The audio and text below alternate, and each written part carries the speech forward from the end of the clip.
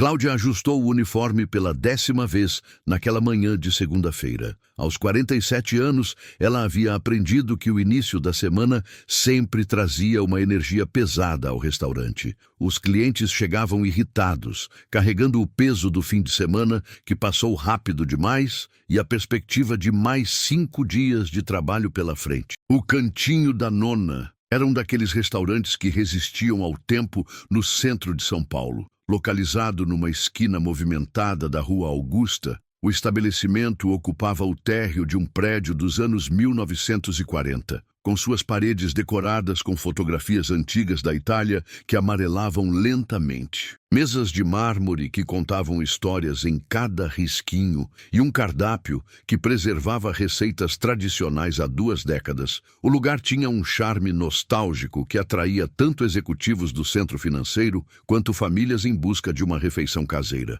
Cláudia trabalhava ali há 12 anos, desde que se separou do marido e precisou recomeçar a vida com 2 filhas adolescentes. Naquela época, Lucia tinha apenas 6 anos e Patrícia, 8. Elas eram pequenas demais para entender por que o papai havia saído de casa numa madrugada chuvosa de março, levando apenas uma mala e deixando para trás não só a família, mas também uma montanha de dívidas que Cláudia descobriu nos dias seguintes. Eduardo havia desaparecido completamente, deixando de pagar pensão alimentícia depois dos primeiros 3 meses. Os advogados custavam mais do que Cláudia ganhava, e ela, eventualmente, desistiu de perseguir um homem que parecia ter evaporado da face da terra. Restou-lhe apenas a determinação férrea de criar suas filhas sozinha, com dignidade e amor, mesmo que isso significasse trabalhar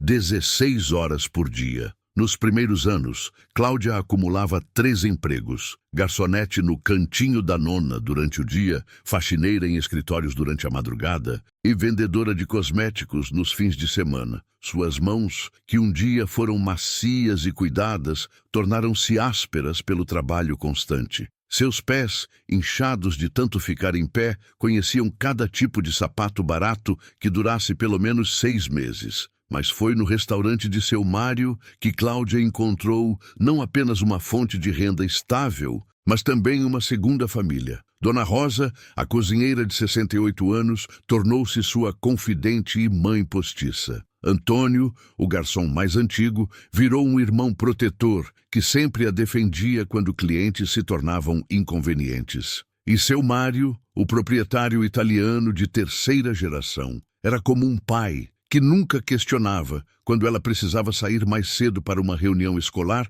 ou quando chegava com os olhos vermelhos depois de uma noite difícil com as contas. Cláudia, minha cara, Dona Rosa dizia sempre, você é o coração deste lugar. Os clientes voltam não só pela comida, mas pelo seu sorriso. Naquela manhã de segunda-feira, Cláudia observava pela janela embaçada pelo vapor da cozinha o movimento da Rua Augusta. Executivos caminhavam apressados, falando ao celular, carregando briefcases pesados e a responsabilidade do mundo em suas expressões tensas. Ela sempre se perguntava sobre suas histórias pessoais, seus medos, suas alegrias. Será que eles também acordavam às 5 da manhã preocupados com as contas do mês? Será que também olhavam para os filhos dormindo e sentiam aquela mistura de amor infinito e terror de não conseguir protegê-los de todas as dificuldades da vida? O sino da porta anunciou a chegada do primeiro cliente do dia. Era um homem de aproximadamente 52 anos, cabelos grisalhos bem penteados,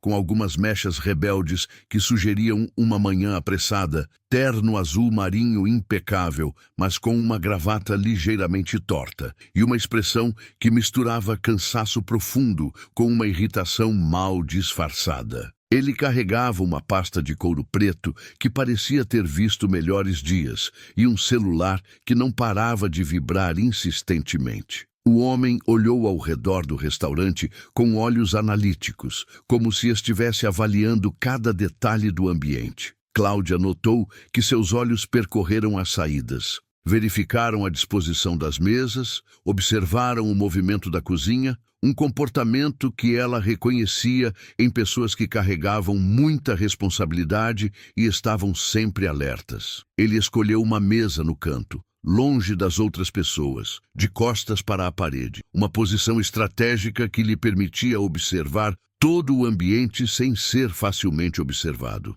Cláudia havia aprendido ao longo dos anos a ler os clientes pelos pequenos gestos, e este homem definitivamente não era comum. Bom dia, senhor. Seja bem-vindo ao cantinho da nona. Ela se aproximou com um sorriso profissional que aperfeiçoara ao longo dos anos, carregando uma xícara limpa e um pequeno cardápio plastificado. Gostaria de ver nosso café da manhã especial, café preto, e deixe o cardápio aí mesmo, respondeu ele secamente, sem levantar os olhos do celular que vibrava insistentemente em suas mãos. Sua voz tinha um sotaque paulistano educado, mas havia uma aspereza que sugeria noites mal dormidas e dias carregados de tensão constante. Roberto, esse era o nome que constava na reserva que ele havia feito pela manhã através do aplicativo do restaurante, visitava o estabelecimento há quase um mês, sempre no mesmo horário, sempre sozinho, sempre com a mesma postura fechada e distante. Cláudia havia notado que ele parecia carregar o peso do mundo nos ombros largos, que se curvavam ligeiramente, como se estivessem sustentando uma carga invisível, mas real. Nunca foi rude de forma explícita com ela ou com os outros funcionários, mas havia uma frieza calculada em seus gestos que a incomodava profundamente. Não era como os outros clientes difíceis que ela conhecia bem, aqueles que gritavam quando a comida demorava, que reclamavam do preço, que tratavam garçons como objetos sem sentimentos. Roberto era diferente. Sua frieza era mais sutil, mais profunda, como se ele tivesse construído uma muralha invisível, mas impenetrável ao seu redor para se proteger do mundo exterior. Enquanto preparava o café na máquina italiana que seu Mário havia comprado usada há 5 anos, uma Faema que ainda funcionava perfeitamente apesar da idade,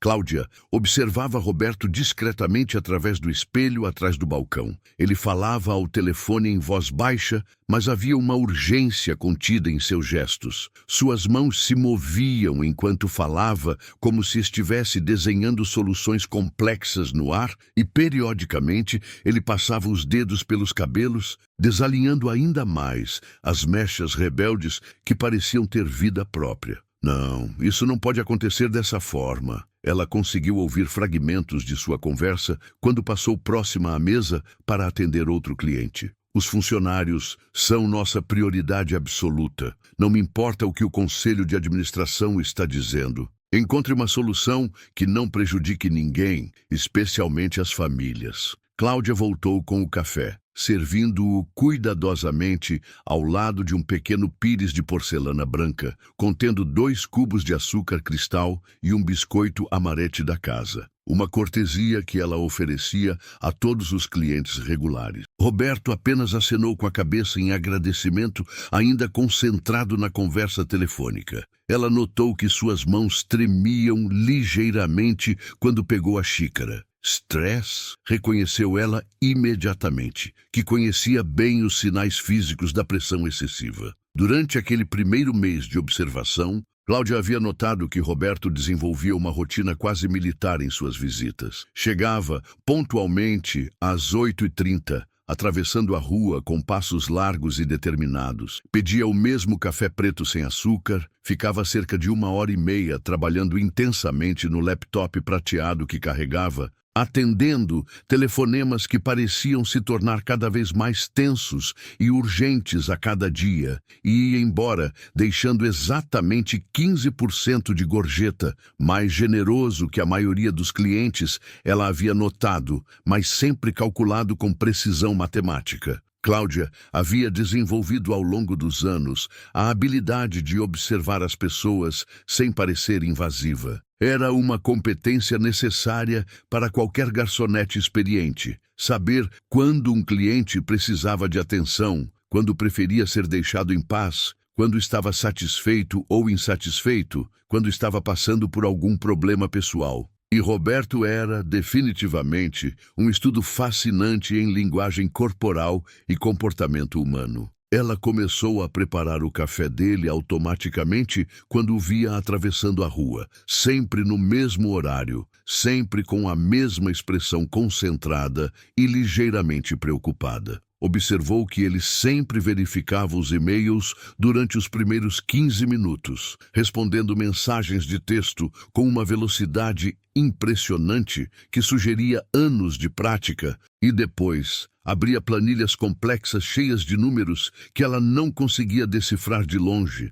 mas que claramente continham informações que o deixavam cada vez mais preocupado. Dona Cláudia. Antônio se aproximou numa manhã de quarta-feira, secando as mãos no avental, depois de limpar uma mesa próxima. Aquele senhor do canto está olhando para você de novo. Como assim, Antônio? Ela perguntou, fingindo estar ocupada organizando os guardanapos do balcão. Ele observa você trabalhando, não de forma estranha ou inadequada. Antônio se apressou em esclarecer, conhecendo a natureza protetora que tinha desenvolvido em relação a Cláudia ao longo dos anos, mas como se estivesse estudando alguma coisa. Sabe como meu neto fica quando está tentando entender como funciona um brinquedo novo? Cláudia olhou discretamente na direção de Roberto. Ele estava digitando algo em seu laptop, mas seus olhos acompanhavam seus movimentos pelo restaurante, como ela cumprimentava outros clientes, como organizava as mesas, como interagia com Dona Rosa na cozinha. Quando ela o pegou olhando, ele desviou rapidamente os olhos para a tela do computador, como uma criança pega fazendo algo que não deveria. Estranho mesmo, murmurou ela, sentindo uma mistura de curiosidade e desconforto. Talvez ele esteja interessado, sugeriu Antônio, com um sorriso maroto que fez seus olhos brilharem. Você é uma mulher bonita, Cláudia. E ele não usa aliança. Ah, Antônio, pelo amor de Deus, ela respondeu, balançando a cabeça, mas não conseguindo esconder um leve sorriso. Homem assim não olha para a mulher como eu. Olha para ele. Terno caro, relógio que deve custar mais que meu salário anual, pasta de couro legítimo. Homens como esse procuram mulheres jovens, sem complicações, sem filhas adolescentes para criar. Você se subestima demais, Cláudia, disse Antônio, sua voz assumindo um tom mais sério. Você é uma mulher bonita,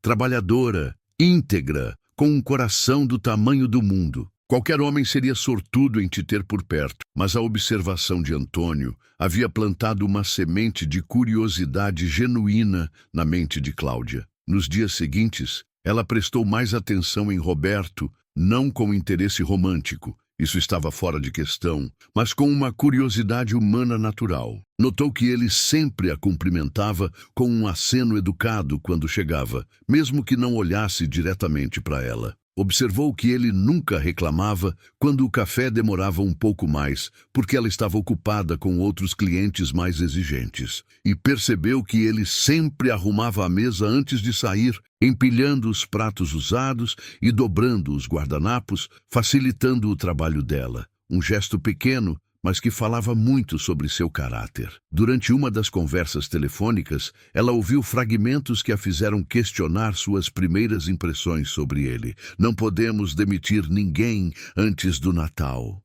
Essas pessoas têm famílias que dependem delas. Encontre outra forma de cortar custos que não afete os funcionários. Eu não me importo se isso significa reduzir meu próprio salário. Era a quinta-feira da terceira semana quando Cláudia teve um dia particularmente difícil. O dia havia começado às 5 da manhã, quando recebeu uma ligação desesperada da escola de Lucia, informando que a menina havia passado mal durante a madrugada e estava na enfermaria com febre alta e vômitos. Cláudia havia deixado Patrícia, então com 19 anos, responsável por se preparar sozinha para a escola, e correu para buscar a filha mais nova. O pronto-socorro estava lotado, como sempre. Cláudia passou 3 horas em cadeiras desconfortáveis, segurando Lucia no colo, enquanto a febre da menina subia e descia, esperando por um médico que pudesse dizer se era algo sério ou apenas mais uma virose. Durante essa espera angustiante, ela calculava mentalmente quanto custaria perder meio dia de trabalho. Quanto custaria o remédio se fosse necessário? Como faria para repor as horas perdidas? Quando finalmente foram atendidas, O diagnóstico foi tranquilizador. Apenas uma virose que passaria em alguns dias com repouso e hidratação. Mas Cláudia chegou ao trabalho 2 horas atrasada, com os nervos completamente à flor da pele e a sensação de que estava constantemente correndo atrás de problemas que surgiam mais rápido do que ela conseguia resolver. Durante aquela manhã caótica, outros problemas se acumularam como uma avalanche. Patrícia havia ligado no meio do expediente, chorando, contando que precisava urgentemente de dinheiro para uma excursão escolar obrigatória, um valor que equivalia a uma semana inteira de gorjetas e que ela simplesmente não tinha. A conta de luz havia chegado pelos correios com uma multa pesada por atraso de pagamento, ameaçando o corte do fornecimento. E para completar o quadro desolador, Dona Rosa havia comentado discretamente que havia escutado rumores preocupantes sobre seu Mário estar considerando seriamente vender o restaurante, devido a dificuldades financeiras. "São só rumores", disse Dona Rosa, mas sua expressão preocupada e o jeito como evitava o olhar de Cláudia sugeriam que havia muito mais verdade naquelas palavras do que ela gostaria de admitir. Quando Roberto chegou naquela manhã de quinta-feira, pontual como sempre, Cláudia estava visivelmente abatida. Serviu-lhe o café com o mesmo profissionalismo cuidadoso de sempre, mas suas mãos tremiam ligeiramente e ela precisou respirar fundo várias vezes para manter a compostura profissional que havia construído ao longo de 12 anos de trabalho.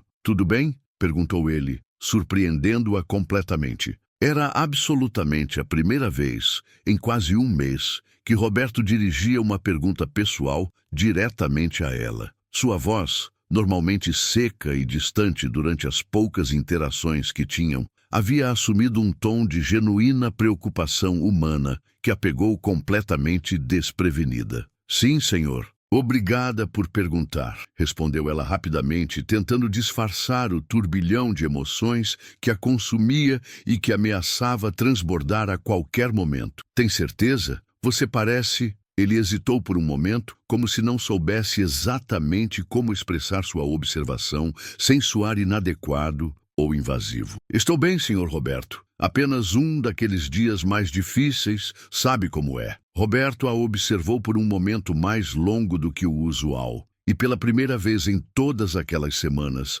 Cláudia viu nele não o executivo frio e aparentemente insensível, mas um ser humano que talvez entendesse por experiência própria o que significava carregar responsabilidades pesadas e enfrentar dias impossíveis. A sexta-feira começou ainda pior do que a quinta-feira havia terminado. Cláudia havia sido acordada brutalmente às 4 da manhã por uma ligação oficial da escola, informando com toda a frieza burocrática que as mensalidades de ambas as filhas estavam 3 meses em atraso e que, sem regularização imediata, eles enfatizaram a palavra imediata, Patrícia e Lúcia não poderiam fazer as provas finais do semestre, o que significava automaticamente a perda do ano letivo. O valor devido era equivalente a 2 meses completos de seu salário, sem contar absolutamente nenhuma gorjeta. Era uma quantia que ela simplesmente não tinha, não conseguiria pedir emprestado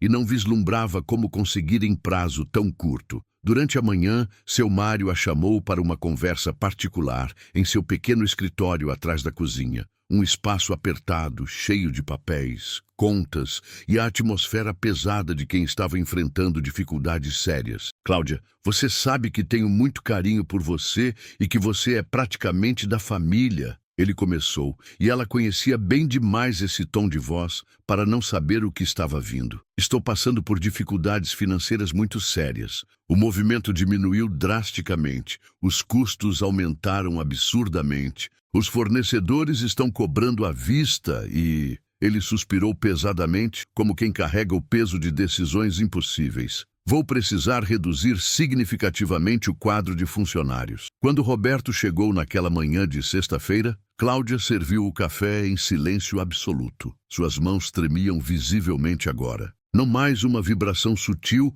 que ela conseguia disfarçar, e ela precisou literalmente se segurar na borda da mesa para não desmoronar ali mesmo, na frente de todos os clientes. Roberto trabalhou em seu laptop como sempre, falando baixo ao telefone em conversas que pareciam cada vez mais tensas, mas havia algo diferente em sua postura. Ele a observava mais abertamente, com uma preocupação genuína que ela nunca havia visto antes. Não, isso definitivamente não é aceitável. Ela conseguiu ouvir fragmentos mais claros de sua conversa telefônica. Essas pessoas têm famílias inteiras que dependem delas. Tem que haver necessariamente outra forma. Não me venham com essa história cínica de que é só negócios. Negócios são feitos por pessoas e para pessoas. Foi então que uma ideia completamente maluca, desesperada e impensável cruzou a mente exausta de Cláudia. Havia guardanapos de papel limpos na mesa de Roberto. Ele parecia ser alguém realmente importante no mundo dos negócios. Alguém que talvez pudesse entender visceralmente o que significava carregar responsabilidades enormes e tomar decisões que afetavam a vida de outras pessoas. Mais importante ainda, ele havia demonstrado, em suas conversas telefônicas, uma preocupação genuína e rara com funcionários e suas famílias. Antes que pudesse se censurar, antes que a razão e o profissionalismo de 12 anos pudessem impedi-la, Cláudia pegou uma caneta que sempre carregava no bolso do avental e começou a escrever no guardanapo com uma letra ligeiramente trêmula. Senhor Roberto, peço desculpas pelo desabafo completamente inadequado, mas não tenho mais ninguém no mundo para conversar e algo profundo em você me diz que talvez possa entender. Trabalho aqui há 12 anos, desde que meu marido me abandonou com 2 filhas pequenas para criar sozinha. Sempre tratei todos os clientes com respeito e dedicação genuínos, acreditando que trabalho honesto seria suficiente para dar dignidade e futuro às minhas meninas. Hoje descobri que posso perder este emprego, que minhas filhas podem ser expulsas da escola por falta de pagamento e que talvez eu tenha falhado completamente como mãe depois de tanto esforço e sacrifício. O senhor parece ser uma pessoa importante e influente, alguém que tem o poder real de mudar coisas na vida das pessoas. Eu queria apenas que soubesse que atrás de cada pessoa que serve seu café, que limpa sua mesa, que sorri mesmo quando está morrendo por dentro, existe uma história humana completa. Uma pessoa que acorda todos os dias tentando ser melhor, tentando dar o melhor de si, mesmo quando o mundo inteiro parece conspirar contra seus sonhos. Obrigada por me permitir existir no seu mundo, mesmo que apenas por alguns minutos todos os dias. Com gratidão e respeito, Cláudia. Ela dobrou o guardanapo cuidadosa e meticulosamente,